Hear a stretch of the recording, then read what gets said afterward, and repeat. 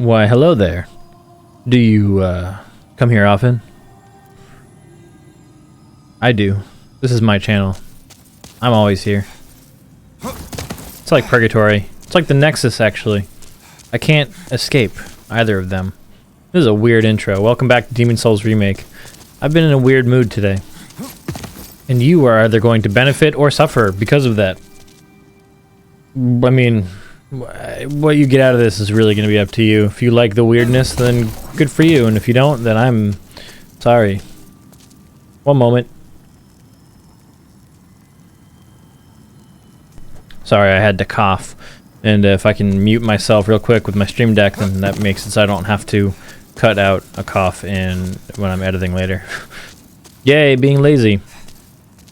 So anyway, in the last episode, we went through 4-1, and then we slayed an archdemon for the first time, granting us access to the fog door behind Tower Knights. Let's head that way now. I did upgrade my scimitar one time off camera. I was gonna do more, but I got lazy. So it's a +8 instead of a +7. Also, fun fact, if you're planning on upgrading a weapon into a special variant at Ed, you're actually going to need it to be at +8, weirdly enough, in this game. It's such an odd number to choose. Well, not odd, but you know what I mean. It's an even number. It's a weird even number to choose. And actually, I forgot to mention that before you're able to do special upgrades with Ed, you need to give him the Searing Demon Soul. If you talk to him while having it on you, he will ask for it. Actually, let's go and I'll show you how it works. And this is the one case, I think, where you need to have it on you. I don't believe it'll pull from storage, like with other instances in this game. So, if we head to Ed... Oh, I hear the crystal lizard has respawned. We shall kill it.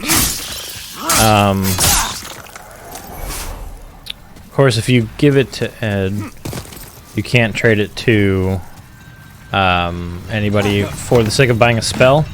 So if you're going for the all magic spells trophy, just be aware of that. I don't remember if there's a spell that corresponds with that, but most... You're really short, you know that, Ed? Yeah, most boss souls have a corresponding spell. I'm busy. I'm not here to chit-chat. You're very mean. Forging a weapon. Demon sword like the do. Invigorate. Each might the highest. Alright, so cancel out of this when he starts repeating himself, then talk to him again. With it. Alright, so now he asks for the Searing Demon Soul. Say yes. A wise choice. You've done well to put your trust in the great blacksmith, Ed. It's kind of a theme that Bring me a demon soul. blacksmiths are just not very friendly in this game, except for, or in the Souls games, except for Andre. So anyway, now if I upgrade the scimitar +8, my options are scimitar +9 or large sword of searching, which requires the hero demon soul, which I don't even have currently, and also I wouldn't be able to wield because it has a 24 strength requirement, which is crazy. The large sword of searching is really good though. A large curved sword made of crystal with an enormous crescent blade, forged from the soul of the old hero demon. The rickety blade has become severely weathered after countless battles. The soul of the old hero, or searcher of storms, brings good fortune, and the wielder of this sword will be more likely to obtain items. So, I actually considered making the large sword of searching on this playthrough just to show it off, because it is an enormous sword that maintains the same basic moveset as the scimitar. And I like the moveset of the scimitar, but it basically like doubles its reach. It's crazy. And on top of that, while you are wielding it, I think the drop rate of basic item drops is doubled. Hence, large sword of searching. It's really cool. But yeah, so it needs to be a +8 scimitar, and you need to have that soul on you, and then you can make it into large sword of searching if you want. So here's a cutscene where the fog dissipates. In any case, I was planning on doing that, but I want to keep this soul for trading for spells. I want to keep this more magic focused. And 24 is a steep strength requirement. And of course, you don't need a full 24. You can have a little bit less than that and two-hand it. But I just didn't want to bother. So this laughing official is a recurring theme for the rest of Boletaria. You're basically following him. He's kind of luring you further and further toward the palace. And eventually you do get to kill him, don't you worry. Alright, so there's a couple things we have to do. First things first, we're going to take out these two wolves. There's one right here to the left, and then one on the right side of the fountain there. I have the thief ring on, so they're not going to see me just yet, and the wolves in these cannot escape, so don't worry about them. Nice. Still, we have the soul ray now instead of soul arrow or whatever, so it's a one shot. So, if we want to save Yuria, we need to ultimately end up going down this side path over here. However, we don't have the correct key yet, so there's no point going that way. So we're going to just head on up. This is a trap that I'm hoping that nobody has ever been hit by, because you can see it coming from a mile away. And you even have time to pick up that stupid item there. Even though it's a useless item, it's meant just to, I don't know, distract you. And if you see these enemies, you don't actually have to fight them. We're going to trigger another cutscene. And if you play Dark Souls 1, that open gate won't be open for long. Unlike in Dark Souls 1, there's no way to skip this. The gate will be closed. Because in Dark Souls 1, after Hellkite, you can, if you run fast enough, you can not get locked out of the Undead Parish from the front. Oop, rip. Alright, so immediately turn and go to this corner for a crystal lizard. Yeah. Sharpstone chunks, that's actually what we need. And then we are going to aggro some enemies the only way we can, because that way is a dead end, and so you'll eventually realize, oh, I have to go through here. They will burst out when you get close enough though, so be prepared for a jump.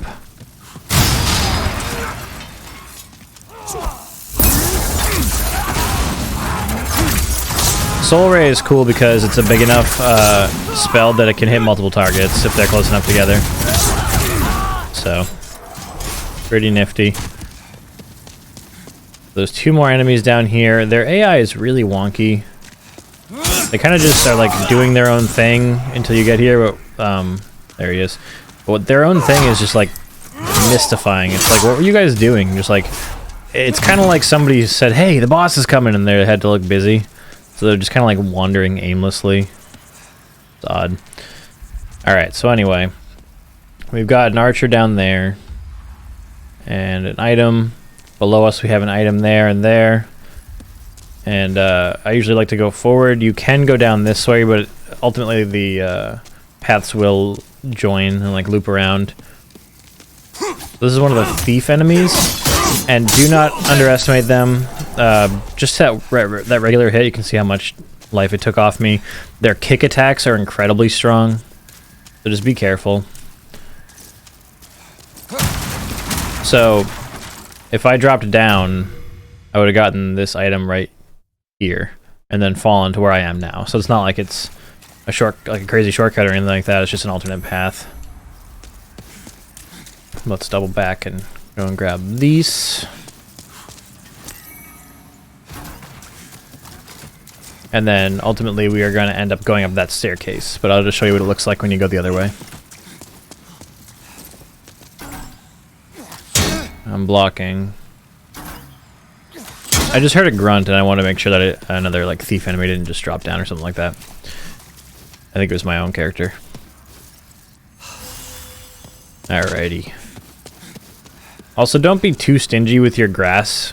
I know that we all like to hoard items in video games. We all like to save the health potions until the end of the game and realize, oh hey, those could have been useful, but I never used them. And like, it's not a bad thing because ultimately it means you didn't need them, but it still could have helped. And if you can avoid death by eating some grass, then go ahead and do it. Like, grass is pretty plentiful, not just from the world spawns, but certain enemies drop grass pretty regularly. Certain enemies are guaranteed to drop grass. You can farm them, or you can just spend excess souls at vendors. Like, there's no reason to take a death. Wow, that hurt a lot. To take a death instead of eating some of your grass.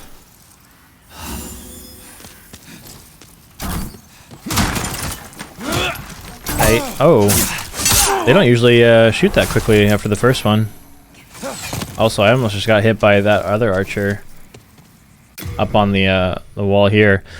I'm almost never in like line of sight of that guy. That time I was. All right. So this is another ball trick. Again, I don't know who it's hit. You can see it immediately going up the stairs. All right, so we got a thief enemy. He throws these like special stealth throwing knives. Yeah, his attacks do pretty good damage. I have to say, playing through this and loving it so much just kind of made me want to try the original. Huh. Some interesting ambient sounds coming from that door. I legitimately thought like something was triggered and I was going to be able to open it or something. Like I was like, what's all that creaking about, you know? So anyway, to the left we got the thief enemy. He actually aggroed when I was down here, but he's lying in wait here. On the right you've got the archer, and then another branch on the right after we deal with this guy. And that sure did chunk my stamina. Alright, so this final path has an item, but if you walk over here you're gonna get ambushed because it is a Souls game. Can't have nice things for free. It's not even a nice thing, it's another fucking Dregling shield. Just like on that first staircase where they roll the flaming balls down at you. It's just mean. Alright, so this next section might give you a little bit of trouble. Again, the thief ring helps a lot because you're immediately going to come up here and have to deal with 3 archers right across the way. Normally they would have aggroed by now. There we are. I'm actually going to take them out just like this. And be careful of your right here. In the room over here to the right, there's immediately going to be a red-eye knight.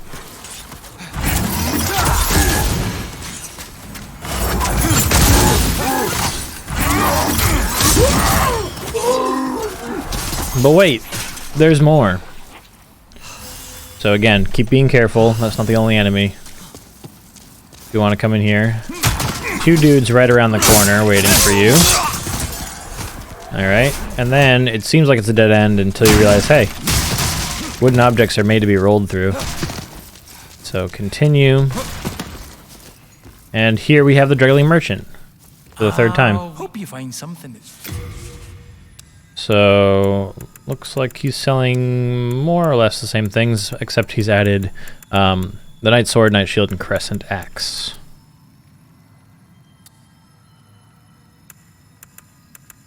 I haven't played around too much with any of these weapons, to be completely honest. I still, like, I've wielded and like swung the claymore, I think, on my first character, but I haven't tried this other stuff. I kind of want to do a playthrough, like on New Game Plus, where I use the rune sword and rune shield from Ostrava.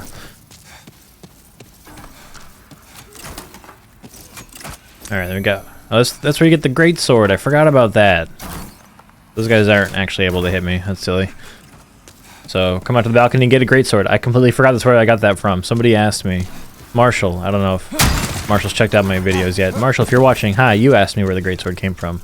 You got, and I was like, I got it for free somewhere. There it is. It's a good weapon. Has insane weight to it. Sends enemies flying back with just an R1. All right, so the actual way forward is to come up that staircase and then take a left and come through the fog door. You can hear we're above where we started this area. And we get to deal with another Red-Eye Knight. This one does not have a shield, making him pretty easy to take out with magic. If we want to keep using magic, though, we are going to need to get some mana back, so... Oh, geez. Yep. Another thief enemy actually kind of caught me off guard there. So now we are across the way. There's the official where he was across from us and the archers, and we are going to kill the official because he drops some keys that we really need. Yeah, not great damage against him. again, they use magic attacks. These ones with the crescent axes prefer melee hits, but they will still fireball you if you stay away for long enough. No. Alright, so we get New Moon Grass and the Iron Keyring. The Iron Keyring is an important item, and it is the first step on the path to saving Yuria the Witch. There's actually a different key we need, but we need this one first. So, if you don't want to charge right up those stairs, you can come up the ladder on this side, but if you go up the second ladder, keep in mind you are going to have to deal with 4 enemies up here. 2 archers and the 2 spearmen.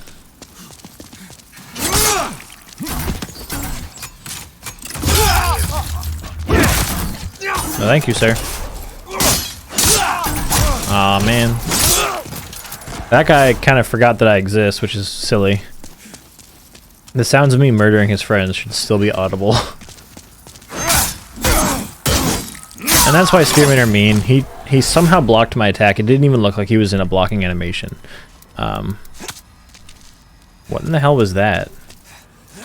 I think it's the sound of the thief. There's another thief up here. There he is.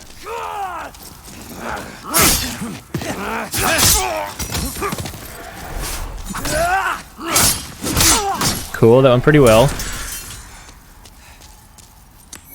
If you turn around, there's an item behind this wooden stuff. Pretty standard. A lot of grass.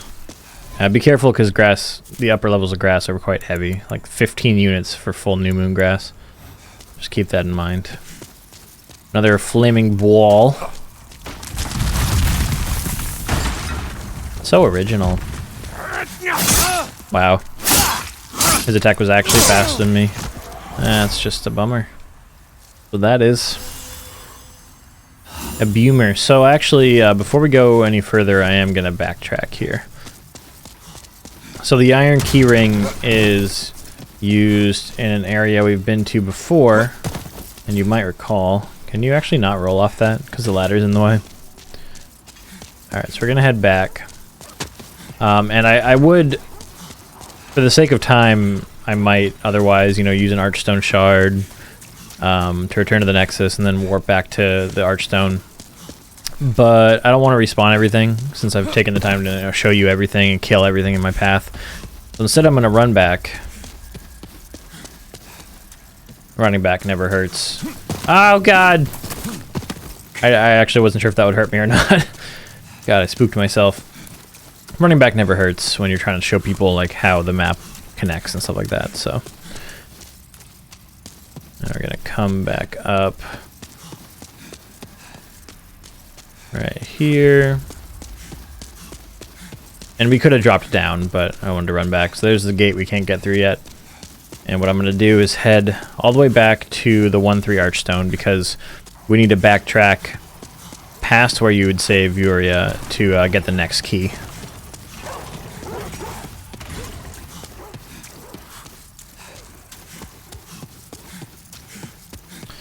If I were intending to save Yuria right after getting the key, though, I wouldn't need to go to the Nexus anyway, because in the remake, you need to be wearing the full official set to free her.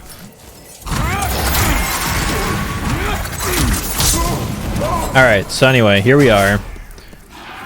This is where we first came to fight the Tower Knight, and before doing so, I showed you this path up here, above, and we killed a Crystal Lizard.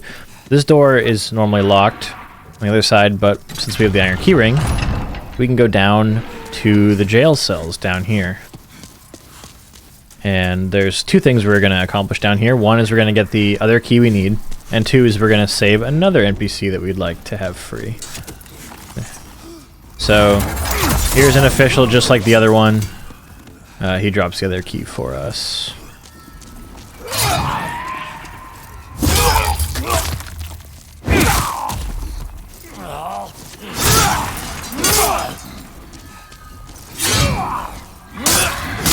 Goodbye.